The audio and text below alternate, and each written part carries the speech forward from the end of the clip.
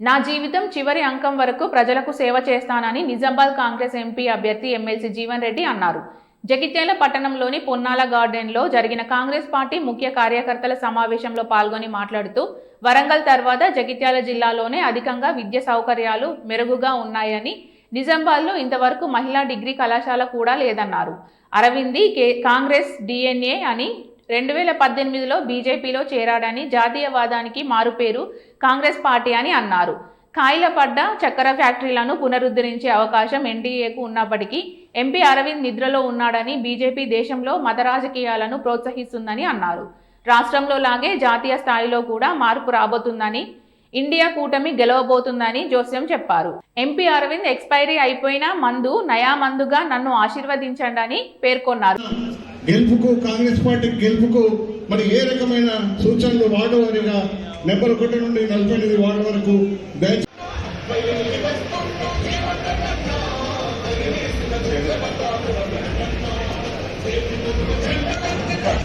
మరి ఇప్పుడు ఈ కార్యక్రమాన్ని ఉద్దేశించి మాన్యశ్రీ జీవనన్న గారు వారి సూచనలు సందేశాలు ఇస్తారు. దయచేసి అందరూ సైలెంట్ గా. నీ ఊళ్ళో ఇంజనీరింగ్ కాలేజీ లేదు, నీ ఊళ్ళో మహిళా డిగ్రీ కళాశాల లేదు. మీరు నా గురించి మాట్లాడితే ఏమన్నానే? రాముల వారు శ్రీరామచంద్ర ప్రభు అందరి వాడు అని చెప్పంటాడు. నేనేదో మొన్న ఆంజనేయ భక్తులు కలిస్తే శ్రీరామచంద్ర ప్రభు గురించి నాకున్నట్టుగా అనుభవంతో ఏదైతుందో ధార్మికంగా కొన్ని ధర్మ సూక్తులు చేసిన మంచి మాటలు ఏదో సోషల్ మీడియా ఒకటి మోపోయింది. వాళ్ళు ఏం పెడతారో ఏదో అలాగే తెలియాలి. జీవన్ రెడ్డికి ఇప్పుడు ఎత్తుకొచ్చిందని చెప్పి ఒకటి పెట్టింది ఆయన. అది నేను అంటున్నా, నాకు ఇవ్వాలి కాదురా నాయన, నేను పుట్టినాడు ఏదైతుందో హిందువులు, ఇవ్వాలి కూడా హిందువులు, నా జీవితకాలం హిందువుగా నేను ఉంటా అని చెప్పి అంటున్నాను.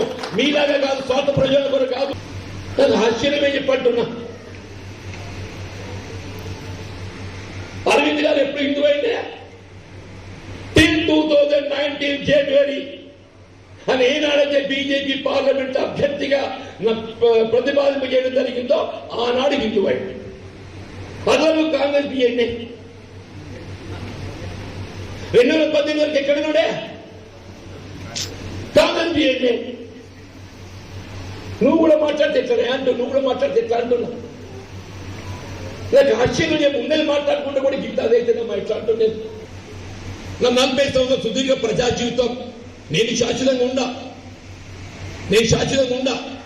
నాకు 73 సంవత్సరాలు వచ్చినాయి. నేను ఇట్లా మళ్ళీ ఎందుకు దూతలో చూడను అని చెప్పాను. నేను ఎప్పుడు గిట్ట అంటాడని చెప్పాను.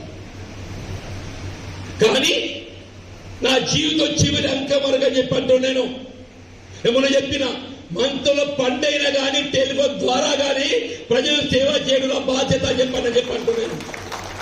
నాకు దేవుడు వరం ఇచ్చిండు అంటున్నాను.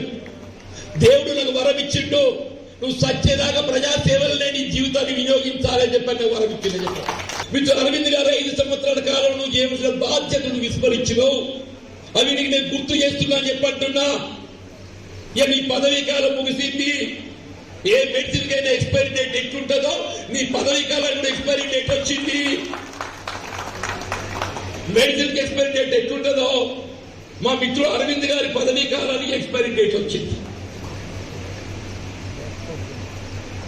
కొంత మందు చెప్పంటున్నా నేను, కొంత మందు मैं आने वाले दिनों में सिर्फ 2 महीने इंतजार करो. मैं अब जो बोला वो सब हकीकत पे अमल में लाना मेरी जिम्मेदारी बोल के बोलूं. ये చక్కెర కర్మాగారం, సిక్ ఇండస్ట్రీ, కాయల పంట పరిశ్రమ కేంద్ర ప్రభుత్వంతో పునఃప్రారంభం చేసే అవకాశం నీకున్నది. 5 సంవత్సరాలు నిద్రపోయినావు. ఇవాళ కాంగ్రెస్ పార్టీ రాష్ట్రం అధికారానికి వచ్చింది.